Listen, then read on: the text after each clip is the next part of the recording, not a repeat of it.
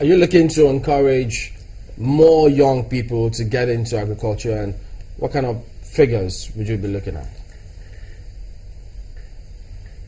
Definitely. I think one of the major areas that we saw when we came to Kaduna was the large amount of youth unemployment. And one of the issues why we're doing this summit actually is to absorb the young people. There are various areas that we're looking at, agriculture being one of them. But to get young people now into agriculture, you are having to change the model, change the inputs that you're using, and change the mechanism that's being used. And that's all technology that we're trying to introduce right now in Kaduna State. We are looking at jobs in the hundreds of thousands over the next 4 or 5 years. But the investment summit is not only an investment summit, it's also an economic summit, as I mentioned. What we have is the governor laying out his strategy for the next 5 years in a state development plan. As you know, when we came in, we had a detailed manifesto that laid out the priorities of the party. When we came in, we spent a few months looking very deeply at the structure of government and the economy. And what we've done now, the first task that was in front of us was to really come up with a budget that responded to where the state wanted to go in the medium term, while we finalize where we want to go in the longer term.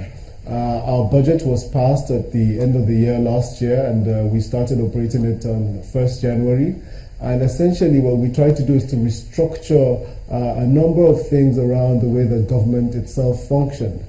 Because one of the things that we met when we came to Kaduna State was that it was a state where almost 70 to 80% of the resources were spent in running the apparatus of government itself. And so essentially we've done a total rejig of the structure, that the way of the spending, and look at how, as much as possible, to direct resources to productive sectors of the economy, areas of the economy that actually benefit the people. The budget, you would see that it's 64% capital and just about 34% recurrent. So it's we've totally restructured the spending of government, and then now what we have is a 5-year plan starting this year, 2016 to 2020, which outlines in great detail what we intend to do for every single year from now till 2020, with clear milestones. We have not stuck to any particular ideology. Our ideology and overriding goal is pragmatism, anything that works. But we have seen Kaduna as well as a state where the revenues we've projected out a maximum of about 500 to 600 billion over the next 5 years. So we do need significant private sector investment. There is significant opportunity. We are doing all our spending to crowd in the private sector.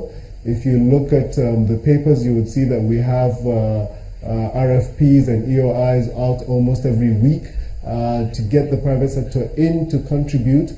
So we are looking at a whole wide range of issues starting tomorrow.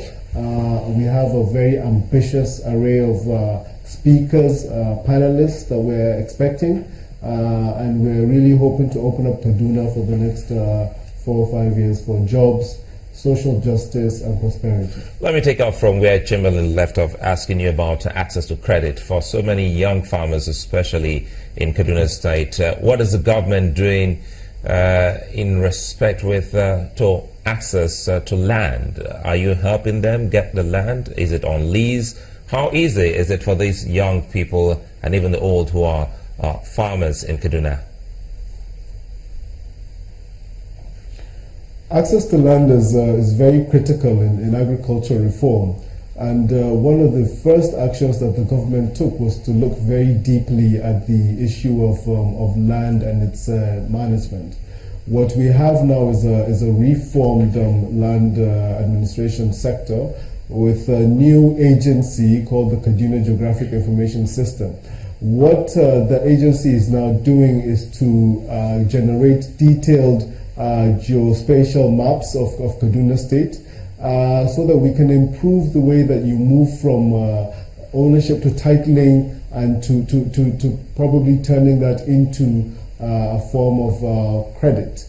What you see right now is that the titling system has been significantly deteriorated over the past few years, and we're really trying to correct that sector. Right now, what we have as part of the one-stop shop is that the Kaduna Geographic Information System is also a part of the one-stop shop together with the Kaduna Investment Promotion Agency. So as soon as probably the third quarter of this year, what we're going to have is a very, very short land titling system where you apply for your land titles and you get them as soon as possible with the CFO signed by the governor. This system is being completely automated, and so it's part of the ways that we are doing to ensure for young people in particular, we have vast amounts of land, very fertile land that we're looking at to see for farming. So there is a sort of a ratio that's been developed around the ratio of farming land versus land for housing and other matters. These are all issues that are going to be highlighted at the Economic and Investment Summit starting tomorrow. Okay, so just wondering though, what then is the competitive edge that Kaduna State is bringing? Because it's also surrounded by some states which seem very commercially viable. For instance, Plateau, Kano, and you're also being not too far from Abuja and Nasarawa states as well. So what do you think your competitive advantage is? Well, I think if you look historically at Kaduna, one of the issues that we've always had is that we've had a huge number of educational institutions. We've got a very hospitable population. We've got Kaduna's always been ranked as one of the best places to live in Nigeria. But not only that, we're centrally located around all these states that you've mentioned. So we can serve potentially as a hub, a transit point for various things that are coming from these states. We don't think that we're necessarily in competition with these states. I think we're more in cooperation and collaboration to ensure that there's a whole value chain that's created for the entire region and then, of course, for the entire country. Essentially, Kaduna has a lot of potential, but not only that, I think we've got very pragmatic leadership that's really focused its eye on the ball and is trying as much as possible to turn the tide on the economy and create jobs for its people. All right, then Mohammed Abdullahi, Commissioner for Budget and Planning in Kaduna, says thank you for talking to us today.